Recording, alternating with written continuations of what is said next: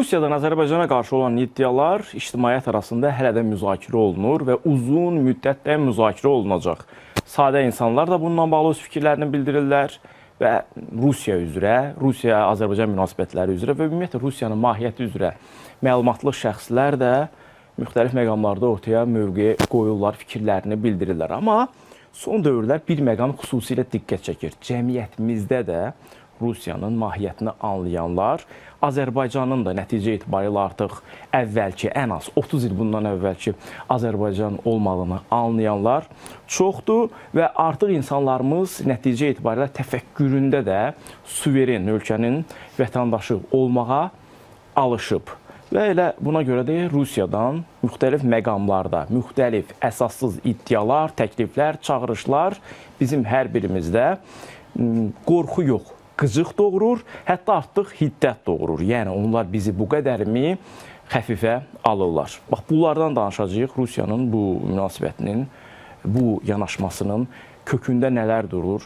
Çoxlu fikirlər var, amma növbəti dəfə bu mövzuya qayıdırıq və növbəti dəfə fərqli aspektlərdən bu məsələni müzakirə edəcəyik. İki jurnalist, təcrübəli, siyasi şərhçi, mövqeyi olan şəxslərlə birlikdə. Azər Ərxan və Aqil Camalla birlikdə. Adətən yaxşı mən fikir verirəm iş başlayanda. İndi kimin daha yaxşı olduğunu belə hiss edə bilmədiyim üçün... Həm yaş, həm təcrübə baxımından Azər bəy buyursun. İstədim ki, demokratik olsun. Azər bəy, ümumiyyətlə bu Rusiyanın dərdi nədir? Bax, sadə bir sual. Yəni, Rusiyanın indiki məqamda, yəni başında bu boyda problemlər olan bir məqamda dərdi nədir? Onu narahat eləyən nədir? Azərbaycana yönəlik bu əsassız iddialarının, çağırışlarının kökündə nə durur? Siz necə düşünürsünüz? Axşamınız xeyir. Rusiyanın dərdi demək də olar, Rusiyanın hədəfi də demək olar. Və Rusiyanın əslində bu imperialist deməli təfəkkürünün, xislətinin daha doğrusu ortaya çıxardığı bir mənzərədir, bir gerçəklikdir. Çünki Rusiya müttəfiq respublikalar olmuşuq. 70 il, ondan əvvəl Çar Rusiyası dövründə o Azərbaycanı da, Ukraynanı da, Ermənistanı da və digər postsovet ölkələrin heç birinin müstəqil, sərbəst, bunun iradəsindən və nəzarətindən kənarda siyasət yürütməsini qəti şəkildə qəbul eləmirlər. Xüsusilə də son 5 ildə Cənubi Qafqazda və bütövlükdə postsovet məkanında yaranmış reallıqlar Rusiyanı narahat eləməyə başladı. Bu həm Ukraynada ABŞ-la, Qərblə toqquşur, müharibə eləyir. Ukraynanın özü ilə də müharibə eləyir. Bəzən biz onu çox belə xəffə alırıq, sizin sözünüz olmasın, Ukraynanın özündə. Amma fakt, Ukraynanın üzərindən başlamış bir müharibədə iştirak edir. Resurslar itirir, resurslar qazanır, mövqelər itirir, mövqelər qazanır. Həmçinin onun keçmiş respublikalarla da, Sovet respublikalarla da münasibətində dalğalanmaların olduğunu biz görürük. Səbəb heç şübhəsiz ki, bizi nəzarətdən buraxmaq istəməməkdir. Azərbaycan ona görə bu qədər güclənə bilməz, bu qədər şişə bilməz, sözün yaxşı mənasında və yaxud Rusiyanın nöqteyi nəzərindən istənilən halda və biz Rusiyanın maraqlarının ifadə eləməyən siyasət yürütdüyümüz üçün Azərbaycanla bağlı bizə görə absurd, bizə görə qonşuluq və müttəfiqlik münasibətlərinə zidd olan, yumşaq ifadə eləsək, münasibət özünə görə isə haqlı mövqidə.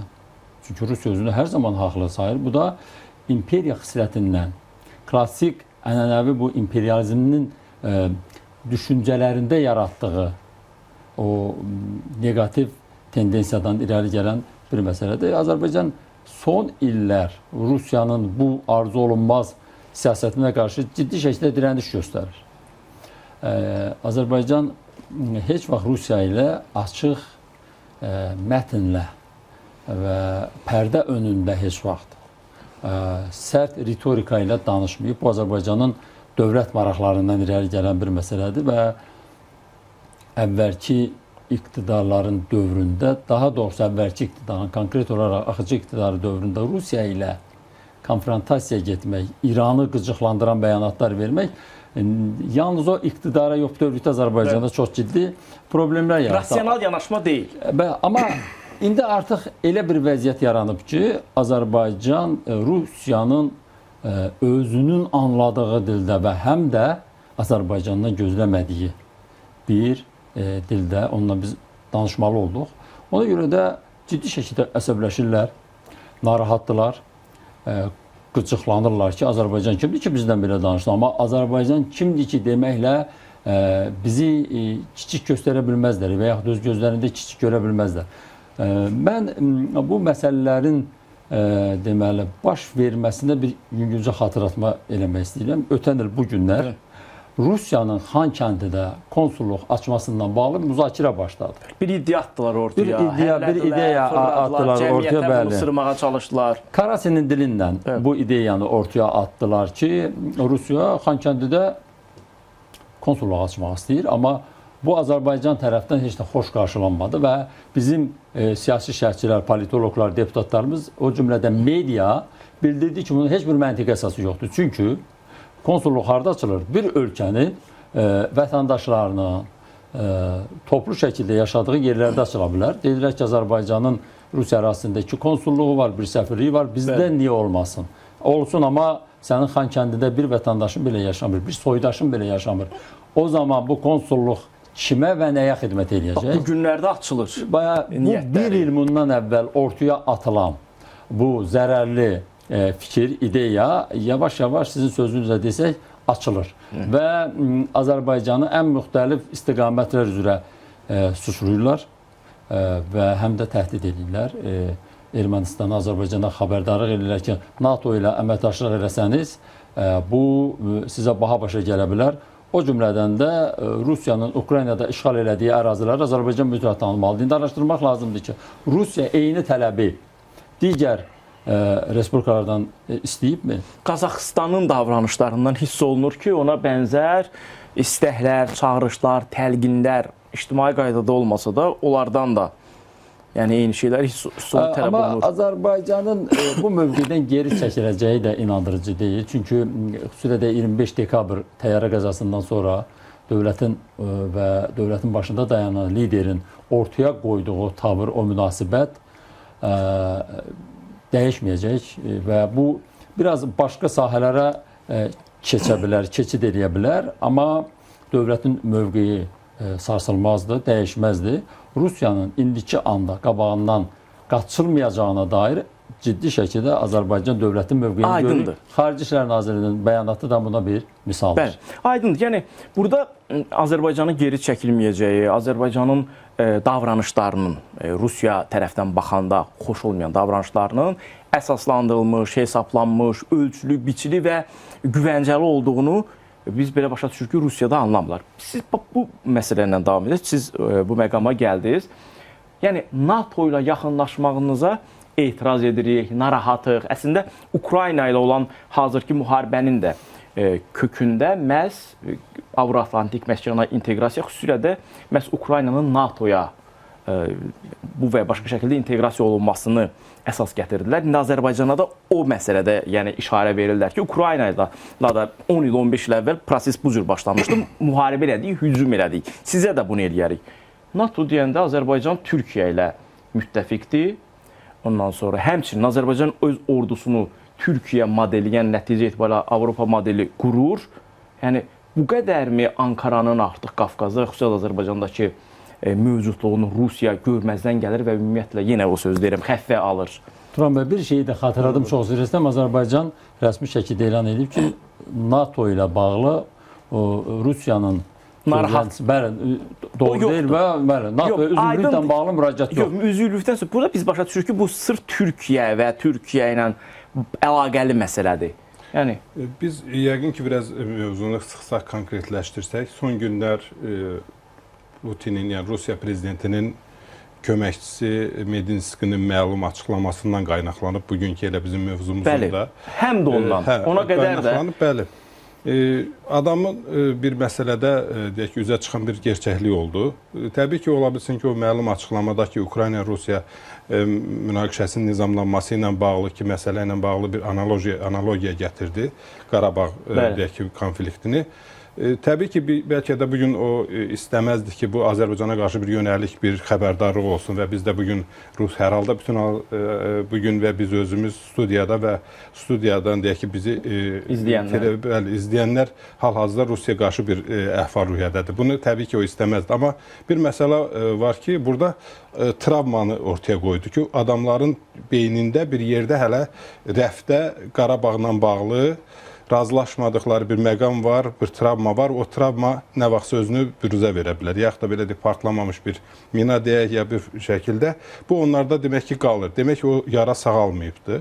Və onlar ola bilsin ki, zaman gözləyirlər hansısa bir münbit ya Ukrayna ilə bağlı məsələlərin deyək ki, hansısa bir deyək ki, tənzimlənəcəyi vaxtdan sonra yenidən baş qaldırıb həm Azərbaycan, həm Ermənistanın ötən dövrdəki davranışları ilə bağlı bir məsələləri saf-çürük etmək deyək ki, beyinlərində belə bir şey qalır. Bu təkcə Medinskinin yox, bütövlükdə Rusiya dövlət ağlında o da onun bir ifadəçisi idi. Amma Azərbaycanın NATO münasibətləri biz açıq, yəni bütövlükdə hamımız aktiv şəkildə izləyirik. Biz son dövrlərdə, yəni hətta belə təlim səviyyəsində bir nümunə yoxdur. Evet. Bu Türkiyə-Azərbaycan formatındadır. Bu da Türkiyənin hərbi təcrübəsi düzdür, bu NATO standartlardır falan, amma Türkiyə-Azərbaycan hərbi deyək ki, əməkdaşlığı ilə bağlı NATOya hər hansı bir dosiya göndərilmir, hər hansı bir hesabat verilmir ki, Türkiyə NATO qarşısında ki, biz bunu Azərbaycanla bunu elədik və yaxud da təkcə bu deyim ki, münasibətlər iki ölkə arasında yox. Azərbaycan, Türkiyə, deyək ki, Özbəkistan, Azərbaycan, Türkiyə, Qazaxıstan bu tipli də hərbi deyək ki, həm şeylər var, razılaşmalar, həm də təlimlər və yaxud da xüsusilə Orta Asiya ölkələrdə, elə Qazaxıstanda da silah sənayesi ilə bağlı Türkiyənin, yəni mütərəqqi və artıq özünü təsdiq etmiş silah sənayesinin həmin bölgələrdə deyək ki, istehsalı ilə bağlı məsələlər də gündəmdə yox, artıq bununla bağlı da real məsələlər var. Yəni bu Azərbaycan prezidenti də elə son deyək ki, and içməsində də açıq şəkildə bildirdi ki, bizim prioritetimiz Türk dünyası ilə bağlıdır.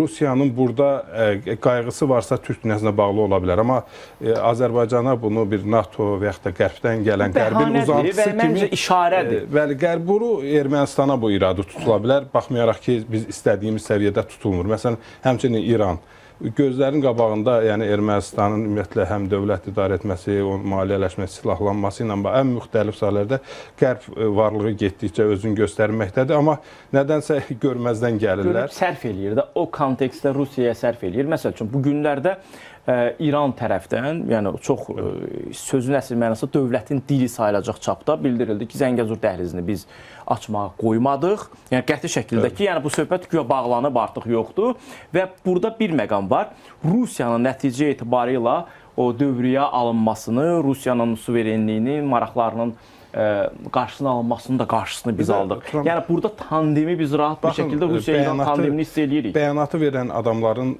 statusuna baxın. Hər ikisi birinci adamın köməkçisidir. Yəni Medinskidə şeydə də vilayəti hər ikisi, o da dini liderin, yəni nümayəndəsi tam açıq tekstlə Azərbaycana qarşı bəyanat verdi. Yəni ona görə deyəm ki, burada Rusiya və elə İranın siz dediyiniz kontekstdə tandemdə çıxış etdiyini görürük. Aydın məsələdir ki, bu indi işarələrlə, filanlarla Rusiya bizi bu və ya başqa şəkildə hədələyir. Aydındır ki, əgər Rusiya artıq ictimai qaydada bu məsələlərdən danışırsa, deməli bağlı qapılar arxasında dedikləri, təhdidləri filan heç bir nəticə verməyib ki, artıq ictimai qaydada səsləndirməklə cəmiyyət üzərində öz aləmində bir xof yaratmağa çalışır və bu da bir daha onu göstərir ki, bu illər ərzində Azərbaycan cəmiyyətinin də nəticə etibarı necə dəyişdiyini Rusiya tam olaraq anlamır. Bu belədir, yoxsa Rusiya anlamaq istəmir? Siz bunu necə görürsünüz? Yəni, nəyə əsasən o dediyi bizi kiçik görürlər? O əsas onlarda haradadır ki, bizi hələ də kiçik görürlər? Azərbaycanın qurduğu, beynəlxalq səviyyədə qurduğu o ikili təşkilatlar vasitəsilə, əlaqələrlə, münasibətlərlə özünə formalaşdırdığı bu və ya başqa şəkildə təhlükəsizlik çətirini görmürmü, yoxsa ciddiyə almırmı? Siz necə düşünürsünüz? Bilirsiniz, Rusiya o dövlətdir ki, onun üçün ictimai rəy heç bir əhəmiyyət kəsb eləmir. Bəzən bizim mediada belə bir fikir gedir ki, Rusiya niyə narahat deyil ki, artıq Cənubi Qafqaz onu sevmir, ona nifrət edir. Güya bu Türkiyənin çox umurundadırmı? Qəti şəkildə.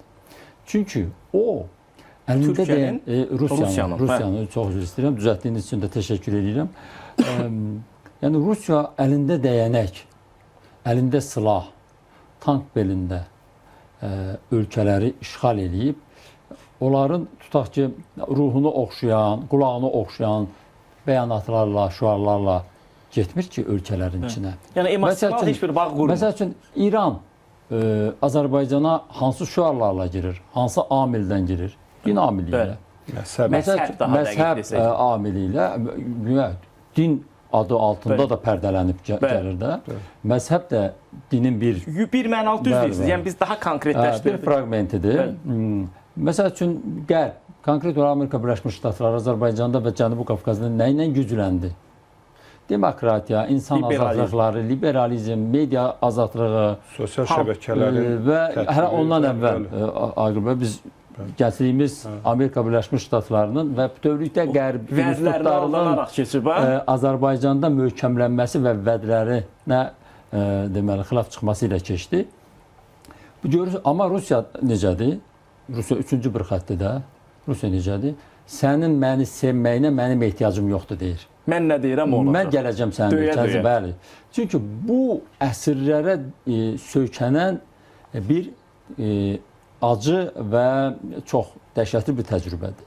İstər sosialist düşərgəsində, Şərqi Avropada Rusiyanın o qanlı deməli aksiyalarının, çevrilişlərinin, işğallarını biz o qədər də bizi o dövrdən böyük zaman ayırmır. İstər bizim də xatırladığımız və bu və ya digər şəkildə iştirakçısı olduğumuz son 30-35 ildəki proseslər, Qarabağın işğalında Rusiya ordusunun rolu və bütün bunların fonunda Rusiya heç vaxt Azərbaycanda və digər postsovet ölkələrində özünün mövqeyinin güclənməsində maraqlı olmuyor. Biz ona görə də yəni Rusiyanı məntiqlə anlamaq mümkün deyil deyirsiniz. Bizim üçün xəritə aydındır. Rusiya həm də buna görə təhlükəlidir. Amma Azərbaycan da özü üçün təhlükəsizlik çəmbərləri hazırlayıb bu son bir neçə ildə. Bax, bunu Rusiya anlamır, görmür. Rusiya bunu anladığı üçün bu rəftarı seçdi, bu ritorikanı seçdi. Və çox adam deyirdi ki, Putin Ukraynaya girməyəcək. Bütün məntiq, bütün təhlil deməyə əsas verirdi ki, Putin yayınacaq bundan. Amma nədir? Getdi, girdi və 3 ildən çoxdur ki, o bataqlıqda çırpınmağa davam edir. Məcbur elədilər. Bəlkə indi müəyyən mənada bir təcrübə qazandı. NATO məsələsinə gəlincə. Elə Azər bəyin dediyinin bir tarixi məqamla bağlı onu davam elətdirmək istəyirəm ki, bu ekspansiya siyasəti, imperializmi dünyada, yəni Rusiyadan başqa da deyək ki, örnəklər İngiltərə, Fransa, Amerika, İspaniya bunların da... Sadəcə olaraq Rusiya bizim sərhədimizdədir, ona görə bunu daha çox görürmüş. Bunlar da zamanında bir 100 il əvvəl, ondan daha 150 il əvvəl bunlar da daha çox ərazilər tutmaq, dünyada xəritəni qoymaq. Amma bugün gəlinən nöqtədə baxırıq ki, Amerika dünya siyasətinə daha çox deyək ki, valyutası ilə və yaxud da digər informasiya texnologiyaları ilə hər bir şeylə nüfuz eləyir. Qərb müəyyən dəyərləri ilə. İndi bu günlərdə də bizimlə bağlı da müəyyən dalğalanmalar oldu ki, Mərkəzi Afrika ölkələrindən Avropa İttifaqı gəlib bir saziş imzalayır gələcəkdə enerji. Yəni bunların alətləri müasir dövrdə bunlardır. Hər kəs öz ölkəsi çərçivəsində çəkilib və öz ölkələrindən yaxud da Çini götürək. Bəli, Çini götürək. Çin ehtiyacı olanlara kredit verir dövlətlərə, sonra onları dırnaqarası müttəfiqinə çevirir, əsrinə çevirir. Rusiyada isə fərqlidir. Rusiya elə 200 il, 500 ilə Pyotrdan bəri necə edirsə elə davam edir. Mən obrazlı şəkildə bəzən deyirəm ki, bunlar xəritə xəstəsidir. Xəritəni açırlar, qoyurlar qabağına. Halbuki dünyada ən böyük əraziyə sahib olan bir ölkədir. Amma qoyurlara biraz da artırdıq. Deyək ki, bir neçə il əvvəl Ukraynadan nə qədər ərazi tutmuşlar. İndi biraz da daha artırdıq. İndi Aqil bəy, siz də razılaşarsınız. Çünki bunu deyirsiniz, yazırsınız, biz də həmçinin.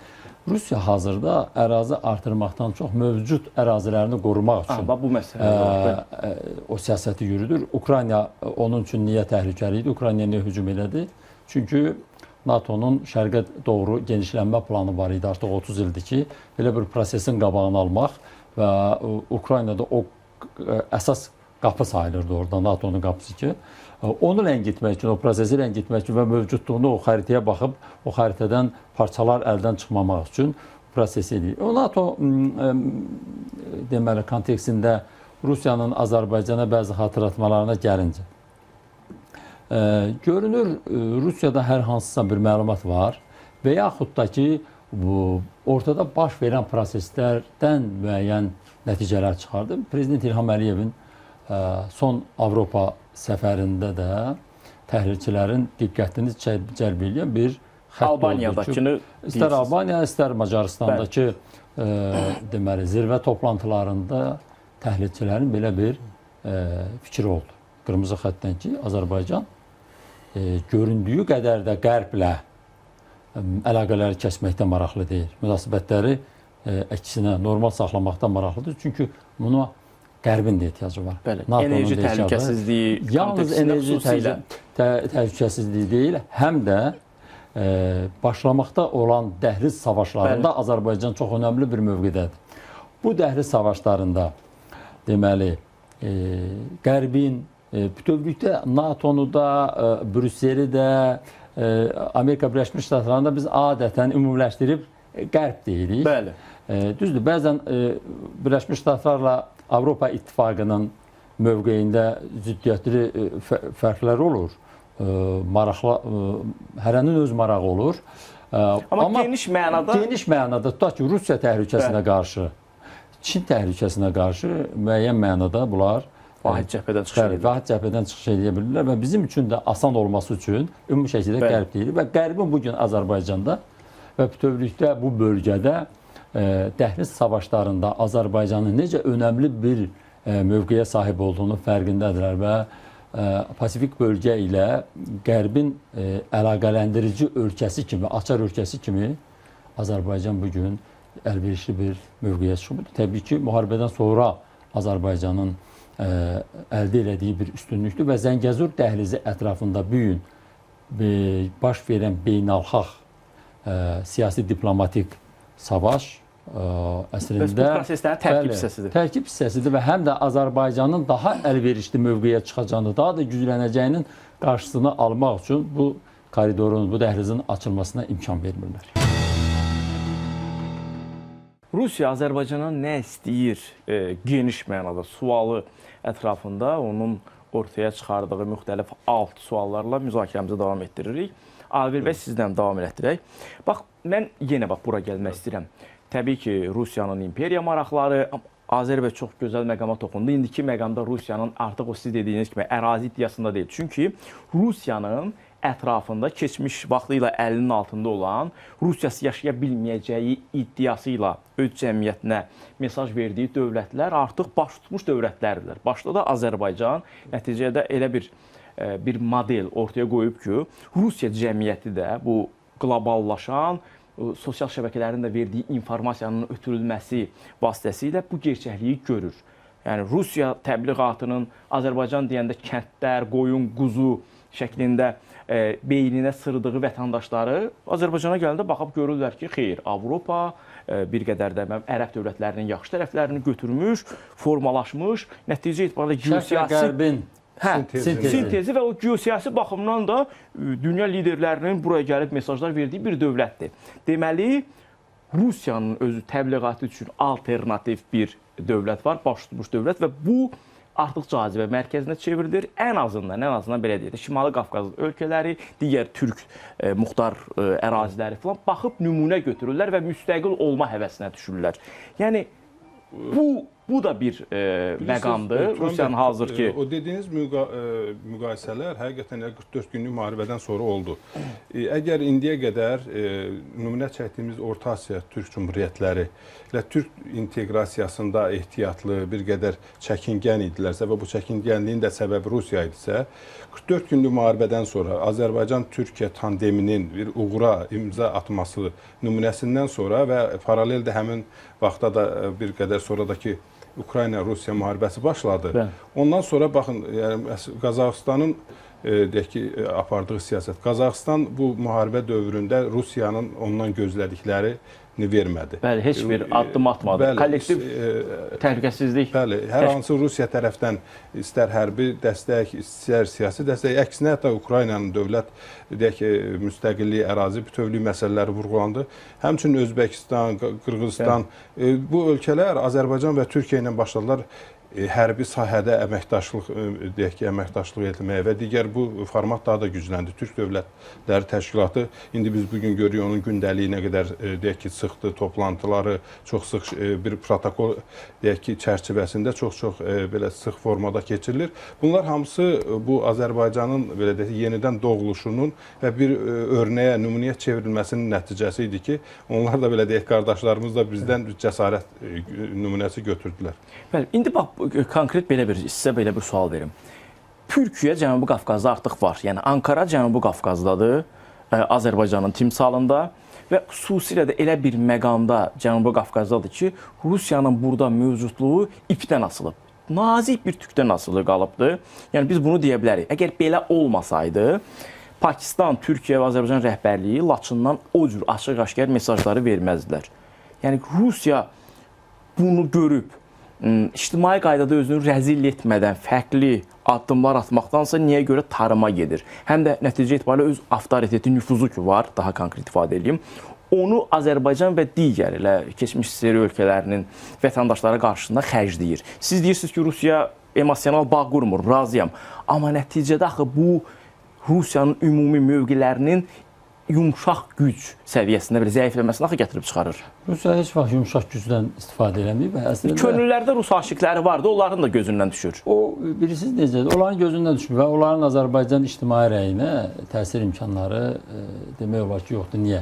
Çünki bir Rusiyanın mövqeyini müdafiə edən bir şəxs, bir cümlə işlətsə, onu Azərbaycan cəmiyyəti linç edir və Nəsir İmişli də gördük. Bəli.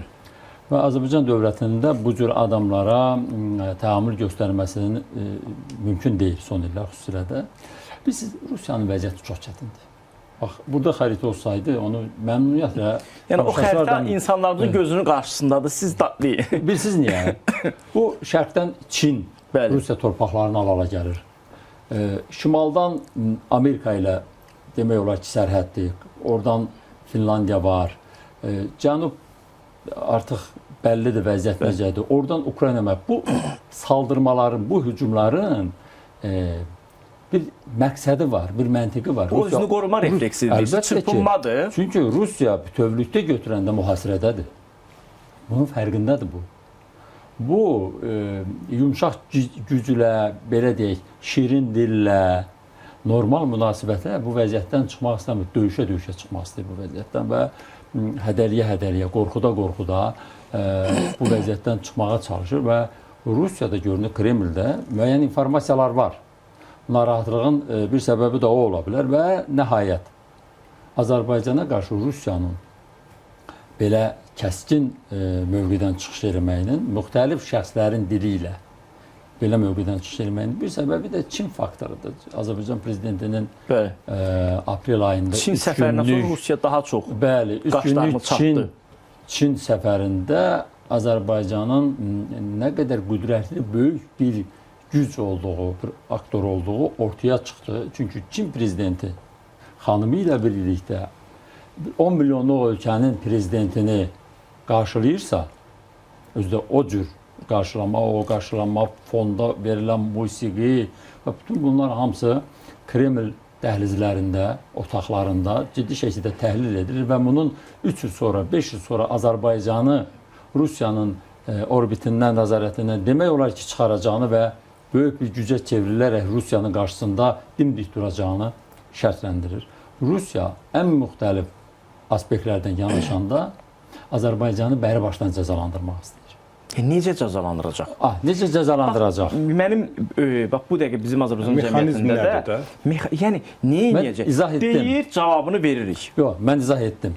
İzah etdim ki, Rusiya heç vaxt yumşaq gücdən, belə deyək, aldadıcı manevrlərdən istifadə edir. Hə, Putin səviyyəsində, tutaq ki, İlham Əliyevlə görüşəndə çox mehriban, çox belə səmimi ortam görünə bilər. Bugün səhər dövlət başçımız yenə Rusiya günü münasibəti ilə Vladimir Putini təbrik edir. O protokoldur, ondan çıxmaq olmaz. Amma Rusiyanın Azərbaycanı cəzalandırmaq, Azərbaycanı bu mövqeyindən geri oturmaq resursu varmı? Hə, bax, Yoxdur. bəli. Yoxdur. Buna rəğmən Rusiya əlində olan, istifadəsində olan söz savaşından, diplomatik ataklardan istifadə edib Azərbaycanı müəyyən qədər belə deyək, öz mövqeyindən çəkindirməyə çalışır, başını qatmağa çalışır. Dediyim kimi Rusiya dəhşətli dərəcədə bir mühasirənin içindədir və Azərbaycanı özündə müttəfiq seçməyə əvəzinə, dost seçməyə əvəzinə neyinir? Tamamilə əks bir fəaliyyət göstərir. Təyyarəmizin məsəl üçün vurulmasında Rusiya amilinin danılmaz olduğu Və göz qabağındadır. nəticədə hələ də biz istədiyimiz kimi yoxdur. Bəli. Əslində bizim münasibətlərimizin gərginləşmə nöqtəsi 25 dekabrdır. O 25 dekabr cinayətinin tamamilə açılması və Azərbaycandan üzr istənməsi, o cinayətdə əli olan, o cinayəti sifariş verən, bilərəkdən ya bilməyərəkdən cəzalandırılmaları hələlik həyata keçmir və mən Aqil bəy bir şeyi xatırlatmaq istəyirəm. İranda, Tehranda səfirliyimizə hücum edən o şəxsin cəzalandırılması və Azərbaycandan üzr istənməsi Prezident İlham Əliyev səviyyəsində rəsmi Tehran qarşısında tələb kimi qaldırılmışdı. Nə oldu? 2 ildən artıq müddətə o tələblərdən yayındılar. Enində sonunda o şəxs cəzalandırıldı, edam olundu və Azərbaycanla münasibətləri düzəltmə istiqamətində İran konkret addımlar atdı. Çünki İran bilir ki, artıq Azərbaycanla hədə dilində danışmaq mümkün deyil. Bakı Respublikası qurduqları bir mif, nağıl Rusiyada əminik ki, İranın seçdiyi o yolu seçəcək və Azərbaycanla münasibətdə məcbur qalacaq. Bilirsiniz, Azərbaycan hal-hazırdakı ya mövqeyi və yaxud da irəliyə doğru apardığı siyasətdə Rusiyanın qarşısına çıxan və ki, sürprizlər etmir. Azərbaycanın siyasəti bugün əgər xəritədən Azərbaycan bəhs elədi, xəritəni gözümüzün qabağına gətirir. Azərbaycanın siyasəti perpendikulyar deyil. Yəni Rusiya ilə toqquşan siyasət deyil. Azərbaycanın siyasəti Rusiya ilə paraleldir. Yəni baxın Rusiyanı ilə bu son 3 ildə Azərbaycan nə qədər təhlükələrdən qoruyub, öz milli maraqları naminə həm də. Azərbaycanın siyasəti Rusiya ilə sadəcə paralel formadadır, perpendikulyar deyil. O baxımdan Rusiya ilə Ukrayna müharibəsindən bir neçə gün əvvəl Azərbaycanla 22 fevral 2022-ci ildə qarşılıqlı müttəfiqlik fəaliyyəti altında bəyannamə imzalandı. Hətta ona görə Azərbaycanla bağlı bir narahatçılıq vardı ki, belə bir situasiyada Azərbaycan bu addımı atdı. Rusiya görür, ona görə də qıcıqlanıb ki, Azərbaycan bizi gör necə bir Aikido fənni ilə ötən müddətdə də, ötən 3 il müddətində də Azərbaycan Rusiyanın baxmayaraq ki, başı müharibəyə qarşı belə dar macaldadır. Bu müddətdə Azərbaycan Rusiyaya qarşı heç bir beynəlxalq müstəvidə bütün səs vermələrdə bizim nümayəndə heyəti ya bir tərəf qalıblar, ya səs vermədə iştirak eləməyiblər. Yəni biz tərəfdən heç bir addım atılmayıb Rusiyaya qarşı. Və münasibətlər də yəni bir özünə məxsus bir aramda davam etdiyi vaxtda təyyarənin vurulması və ola bilsin ki, bu hansısa səbəbdən ola bilər. Amma bundan sonra lazım olan o beynəlxalq faktlara uyğun olaraq, deyək ki, konvensiyalara və yaxud da beynəlxalq hüquqdan irəli gələn addımlar ki, bir-birinin əvəzi ilə prosedurlar olmalı idi. Azərbaycan bunu özünə hörmət və dünya beynəlxalq hüququn tələb etdiyi bir şeyi istəyir. Bunu Azərbaycana çox görmək və yaxud da Azərbaycana bunu layiq görməmək, bu artıq Azərbaycan dövləti üçün də, Azərbaycan dövlətinin bizim üçün qırmızı xəttdir. Əslində o biz necədir? Simvolik bir şey idi. Rusiya, yəni Vladimir Putin bura rəsmi səfərlərə gələndə ən yaxın, biz partnyoruq deyirdi. Azərbaycan da nə tələb edir? Biz bərabər hüquqlu partnyorlar olaq. Amma məqam gələndə onu əməldə göstərmək lazım olanda Rusiya bunu etməməklə, əslində elə görmədiyini və bu cür prosesi, ikili münasibətləri inkişaf etdirmək istəmədiyini göstərdi. Yəni, baxın ki, 30 ildən artıq müddət ki, həm Rusiya, həm Azərbaycan müstəqildir. Amma hələ də, yəni Qarabağ Azərbaycan ərazi bütövlüyündə deyək ki, təmin etdirir. Amma bunların Azərbaycana və digər deyək ki, respublikalara arxa baxça baxmaq bu kompleksdən hələ də qurtara bilmir. Biz kompleks deyirik. Burada bir məqam da var. Bax, ikiniz əslində Azər bəy daha çox bu məqamı vurğuladı. Bax, biz belə başa düşürük ki, real, məntiqi əsaslarla, yəni faktlara əsaslanmış Rusiyanın Azərbaycana qarşı olan bu aqressiyasının səbəbi yoxdur. Burada sadəcə olaraq Azərbaycan niyə böyüyür, necə müstəqil olur, necə baş tutmuş dövlətə çevrilir, necə lokomotivə çevrilir, necə digərlərinə də örnək olur. buna qıcıqlanıb bunu qarşılamağa çalışırlar. Bir məqama toxunduq ki, Rusiyanın Azərbaycana əgər bunu qarşılamaq bizə nə təklif olunur? Yəni gəlin baxaq da, söhbət Orta elə Asiya budur. ölkələri də açıq yenə deyək, ola bilsin Azərbaycan qədər bir performans göstərmir, amma bütün hallarda bu gün Qazaxıstan yetəri qədər maraqlı Özbəkistanın performans inkişafına baxın, Bəli. sosial-iqtisadi inkişafı, əhali resursu Bəli. çox sürətlə artmaqdadır və demək olar ki, ciddi bir şəkildə dünya tərəfindən də qəbul olunur. Bizi yəni Belarus mu etmək istəyirlər? Yəni Ermənistan onlar onu deyil, istəyirlər. artıq Ermənistan özü belə Rusiya üçün bir örnək ölkə deyil ki, bizə deyərlər ki, siz də Ermənistan üçün. Bir qalıb Belarus. Yəni doğrudan mı onlar düşünür ki, Azərbaycan da Belarusun yanında mı yer almalıdır? O dövr Azərbaycan ən zəif anlarında biz kim belə olaq da? Yəni onlar əraziləri bizi kim işğalda olan görmək dövrdə istəyirlər? belə onlar razılaşmadı. Azərbaycanın MDB-yə daxil olma prosesində necə getdi, biz onu bilirik. Azərbaycan indi bax biz təsir rıçaqlarından danışırıq da. Rusiyanın bir nömrəli ilk ağlımıza gələn təsir rıçağı indiki məqamdan etibarən nədir? Orada yaşayan Azərbaycanlılardır, Rusiyada yaşayan Azərbaycanlılardır. Əmək miqrantları da var, onların içində böyük bir qismi. Onları deport mu eləyəcək, onları mı incidəcək, onları mı hansı axılmalı cəzalandıracaq? Bəli. Onlara müəyyən hücumlar olur. O da lokal xarakterdir. Bəli və bu da məntiqli deyil. Çünki nəticədə öz iqtisadiyyatına və həm də daxildəki bu xalqlar arası münasibətlərə təsir eləyəcək. Əmək miqrantları Rusiyanın iqtisadiyyatına, sosial həyatına çox ciddi şəkildə sosial tarazının qorunmasına çox ciddi şəkildə dəstək olur.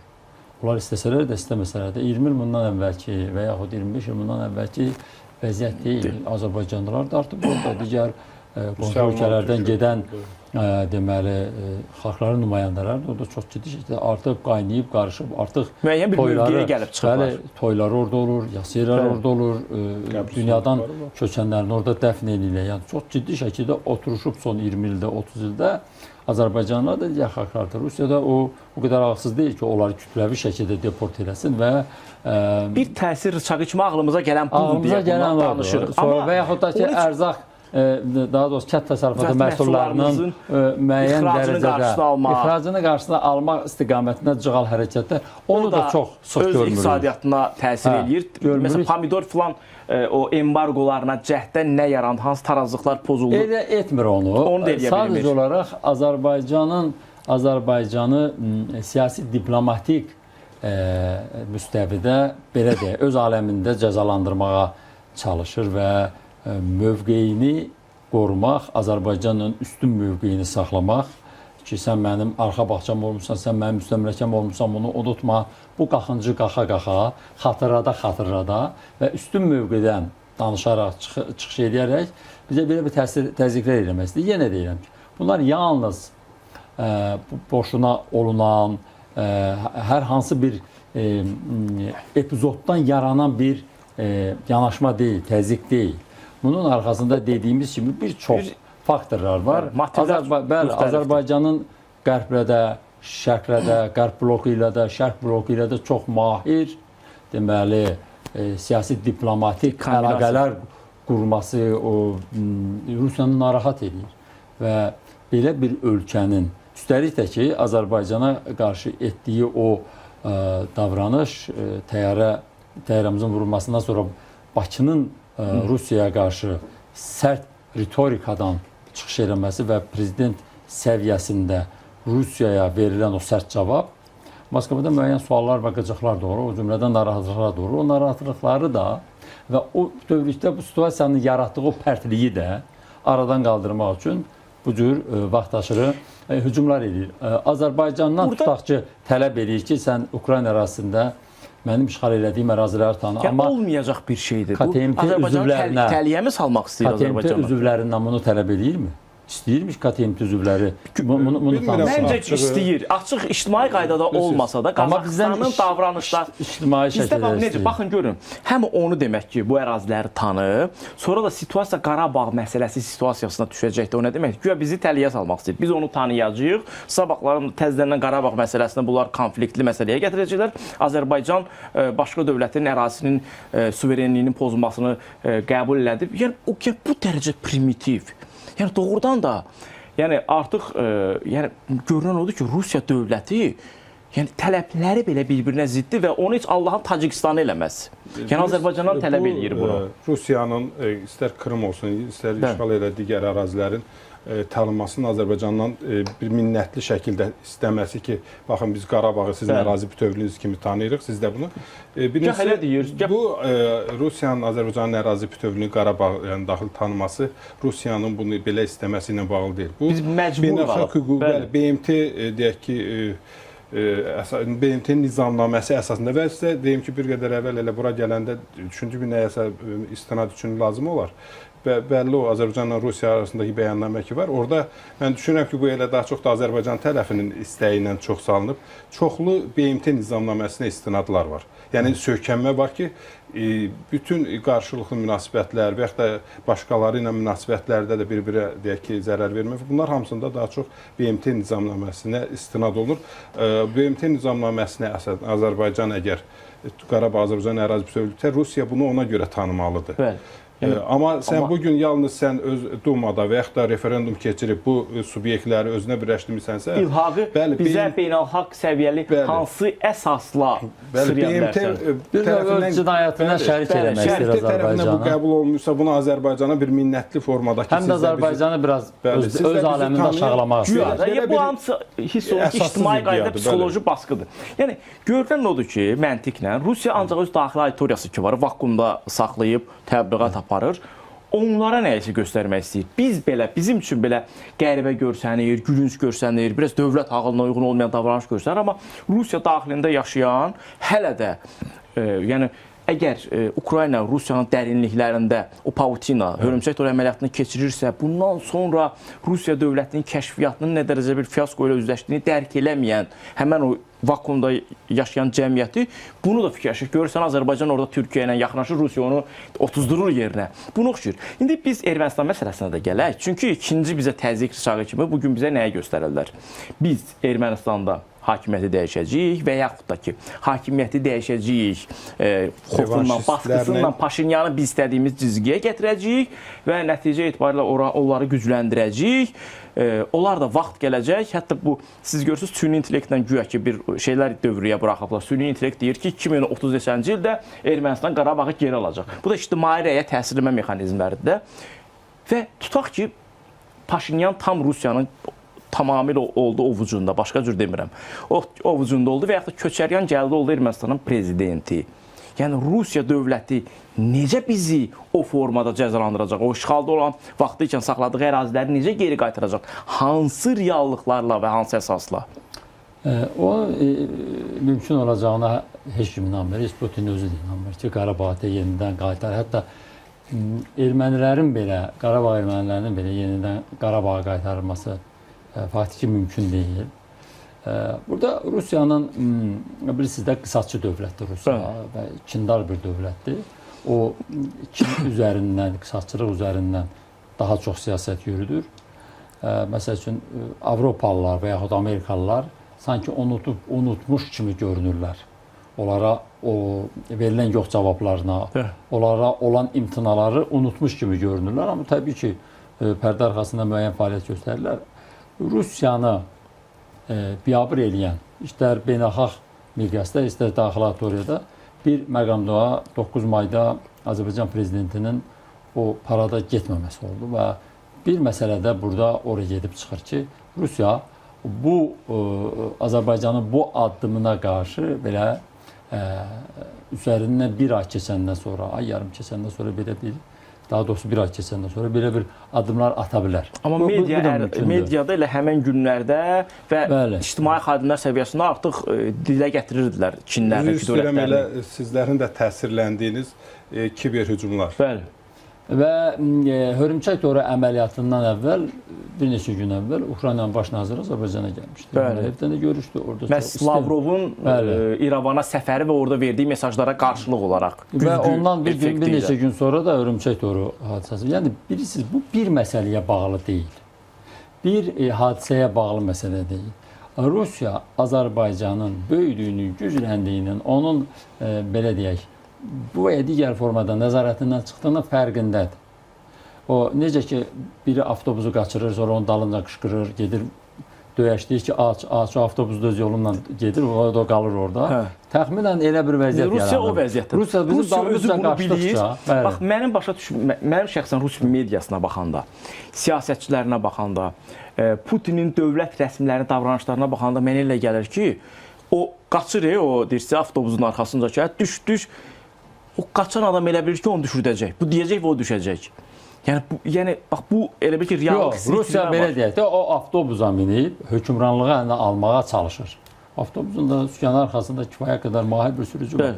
Ona görə də bu belə deyək də, o qatar artıq keçib, o avtobus artıq keçib. Rusiyanın yenidən o qatara minib hegemonluq eləməsi mümkün deyil. Çünki Cənubi Qafqaz ölkələrinin hər üçü Rusiyaya qarşıdır demək olar ki, kifayət qədər gücləndiriblər mövqeləri. Bu günlərdə elə lap deyir, o trolluğun da beləsi ola bilməzdi. Bir insanın trollamağın bundan o yanası olmazdı. Bu proseslərin fonunda Paşinyan da Türkiyəyə səfərə gedir. Bəli. Yəni zaman etibarilə Rusiyanın Ermənistanda kilsə Paşinyan qarşıdurması kontekstində törətməyə çalışdıqlarını da nəzərə alsaq, indiki məqamda Ankara Türkiyə səfəri, bu da ciddi şəkildə Rusiya üçün növbəti bir sancıdır. Fikrimi də qısaca olaraq bildirim. Son 4 dəqiqəmiz.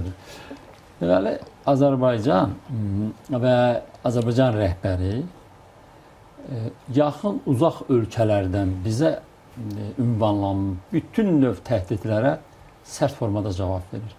Hətta bu güzəşt qardaş Türkiyəyə qarşı belə olmuş.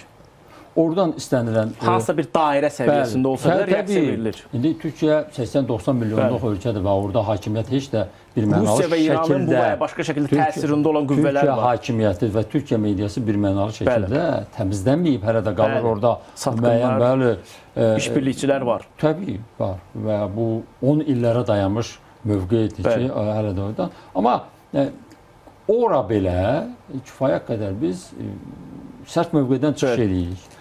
İranla bağlı 2022-ci ildə Azərbaycan prezidentinin verdiyi bəyanat və televiziyalar verilişləri necə açırdılar? Cənublu Şimallı Azərbaycana salam olsun. Bu bir dərs idi. İndi də o cümlədən son 6 ayda Rusiyaya verilən bu ustad dərsi inanırıq ki, Putin və Kreml tərəfindən ciddi şəkildə qəbul olunacaq və inanırıq ki, artıq həzm eləmək məcburiyyətində qalacaqlar. Qalacaqlar və Azərbaycan qalib gələcək bu diplomatik savaşda. Söz açıq vallahi Azərbaycan əslində qalib gəlib. Onlar sadəcə bunu görmürlər. Bu dediyiniz trendin davamı olaraq düşünürəm ki, indi hal-hazırda Ermənistanla Azərbaycan arasında sülh müqaviləsinin bağlanması və dövlətlər arası münasibətlərin yaranması ilə bağlı Azərbaycanın iki şərti ki, ortada var. Həm konstitusiyada məsələ, eyni zamanda ATƏT Minsk qrupundan imtina olunması məsələsi. Buna görə məsələlər ləngir, amma Ermənistan tərəfindən daim verilən bir açıqlama var ki, biz yalnız sülh müqaviləsinin imzalanması ilə bağlı yer və zamanı müəyyənləşdirməsini gözləyirik. Mən bilmirəm, indi Azərbaycan dövləti daha çox yaxşı bilir ki, niyə bu məsələni bir qədər ertələyir, gecikdirir. Amma əslində Rusiyanın elə burada o biraz əvvəl qeyd olunan ki, o revanşizmi Ermənistanda dirçəltmək və bunların qarşısını almaq üçün mən düşünürəm ki, mümkün qədər tez bir zamanda Ermənistanla sülh müqaviləsi bağlanmalıdır. Bu Ermənistanın marağına uyğun olmalıdır. Yəni buna doğru addımlar da atılır. Paşinyanın sonuncu bu Qurban Bayramı təbrik etməyən. Məncə o da zaman qazanmadır. Kömək eləyin mənə Ərdoğan, Əliyev, kömək eləyin bu seçkidən də qalib çıxım. Mümkün qədər bu münasibətlər nə qədər Azərbaycan Azərbaycan Ermənistan və Azərbaycan Türkiyə, Ermənistan Türkiyə münasibətləri. Siz diqqət eləsəz, son illərdə ümumiyyətlə son bir ildə ya xarici səfərlərdə hər zaman Paşinyan hərlərini fırlanıb gəlir Azərbaycan və Türkiyə prezidentlərinin ətrafında. Sanki o bilir ki, artıq torpaq da yoxdur, işğal faktı yoxdur. Bundan sonra Ermənistan daha nə qədər blokadada qalmalıdır. Məşhur şeirdə deyildiyi kimi elə qürrələnmə hər yanım mənəm. Belə bir Türk arealında Ermənistan qalıb kiçik bir ada kimi. Ona görə də oradan çıxmaq üçün lazımdır. Siz birin, bunun adı yoxdur. Bundan sonra da blokadada yaşamağın bir anlamı qalmır. Amma biz ona görə maraqlı məqam budur ki, bəli, Ermənistanın da Paşinyanın hakimiyyətdə qalması üçün İlham Əliyevin və nəticə etibarilə İlham Əliyevdən çıxış eləyərək onun rızası ilə Ərdoğanın da ona dəstək verməsidir. O bəzi o fırıldaqçı adamlar olur, kimisə pulunu alır, haçan zənginliyi verəcəm, gözlə, bax filan şeyi də keçim, bax filan kəs var, o məni sıxır, onun pulunu qaytarım sən. Bax Paşinyanın davranışları buna daha çox oxşur və Azərbaycan tərəfi də, Türkiyə tərəfi də artıq bunu bilir. Amma o divardan tutub yeriyə gedən adamın o divarının bitdiyini özü nəticə etibarilə anladığı kimi Paşinyan da onu anlayır. Amma gəldiyimiz qənaət bundan ibarətdir ki, hal-hazırda böyük mənada bizim bildiyimiz rıçaqlar vasitəsilə Rusiyanın Azərbaycana təsir imkanları qalmayıb. Azərbaycan bunları neytrallaşdırır. Ən böyük mesajı da Laçında Erdoğan, Pakistan baş naziri və cənab prezident növbəti dəfə verdi və təbii ki, Rusiya Türkiyə faktorunu nə qədər nəzərə almasa da Türkiyə faktoru var və digər başqa məqamlar da var.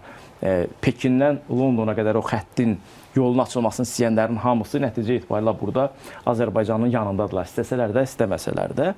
Ermənistanda isə, yəni revanşistlər hakimiyyətə gəlsə, indiki reallıqları nəzərə alsaq və Rusiyanın da vəziyyəti nəzərə alsaq, yəni Ermənistan dövlətinin ləğvinə gətirib çıxaracaq bir proses olacaq. Ona görə də Rusiyanın bu davranışlarını biz analitik məntiqlə izah eləyə bilmirik, ancaq tarixə gedirik və nəticədə siz çox gözəl izah elədiniz. Baxıb görürük ki, Rusiyanın o emosional məntiqi də, yanaşması, siyasəti də yoxdur və belə başa düşürəm ki, hələ bir müddətdə biz təəccüblənə ən sevindirici məqam budur.